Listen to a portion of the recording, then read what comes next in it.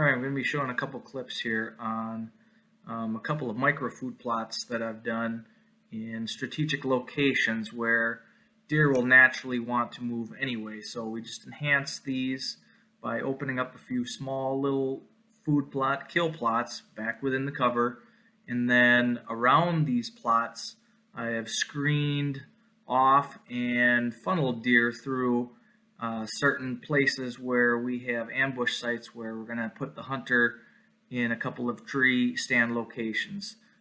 So most of the deer will have to walk within bow range of that hunter. They can feed in the little microplot and then work their way out to the big field. So this next location will be this little plot right here. So we have a large ridge that comes down through here. This is our bedding area that we enhanced already. So this is all screened off. We have our hub on the inside, so there will be lots of deer that are already bedding in here naturally. So we've funneled everything down, and now we've opened up a little spot just for a little kill plot here where the deer can come down, stage up. Bucks can check out in the big field. They can see before they step out there. There's going to be a little water hole here. It's going to be clover, and then there are multiple trails that they can head out in a number of different directions. So deer will stage up and hopefully move off to the big ag fields later in the evening. And our hunter will be able to slip out this backside, and this is all screened off, so it's going to be a great location for ambushing a buck. Okay, we're just coming from this access trail that I cut in that goes down through this bedding area. So I cleared a trail coming out of there, and there are quite a few tracks already using this. We have this screened off through here with this wall of vegetation. Okay, so typically the bucks are going to have to come down into here to check this. And as you get in, I just opened this up yesterday. Seed this down with some white Dutch clover, which should take, and during the hunting season we can come back in with some rye or some oats and overseed this. And then here's the trail that heads out to the main food source. So this is a little staging area that is screened off. There's more screening.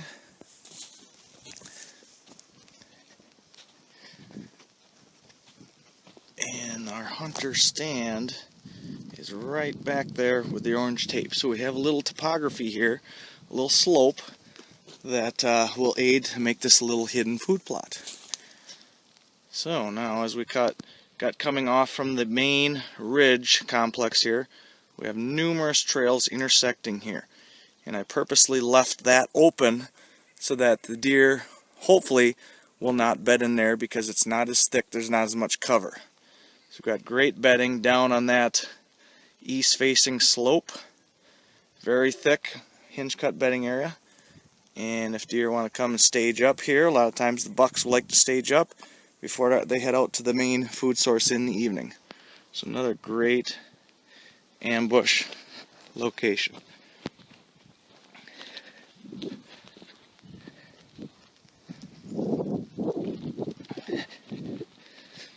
Now we're getting to the trails that are coming from our hourglass hub,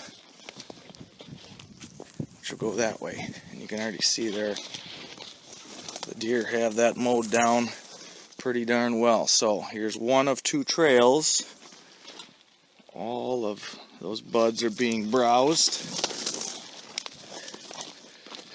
We have this screened off here. Again, we're in another pinch point. We have everything screened in front of that tree stand. And here's the second trail that comes on the east side.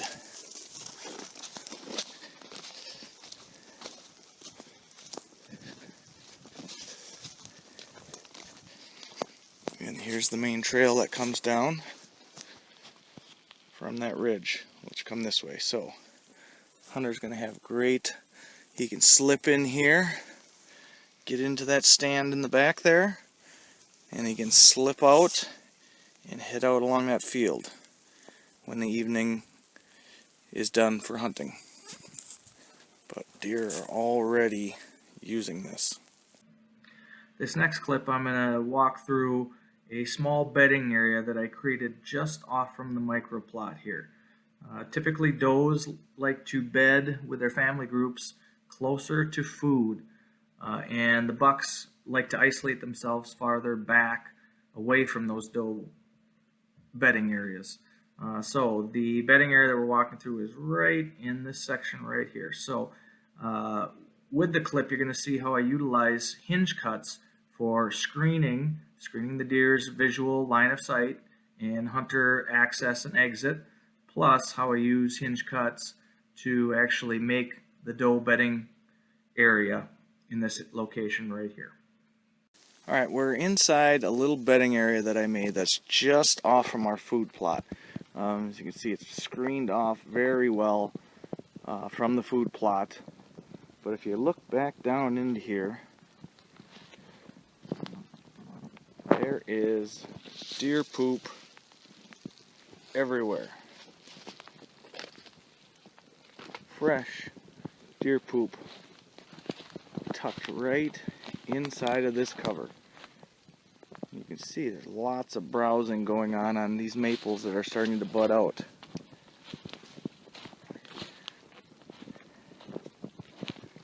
So although it's very thick and it's screened off from the access of the hunter, they will still bed in here because they are free to move wherever they want. They are just concealed from the outside. There's a good sized track right there, right tucked up against this cover.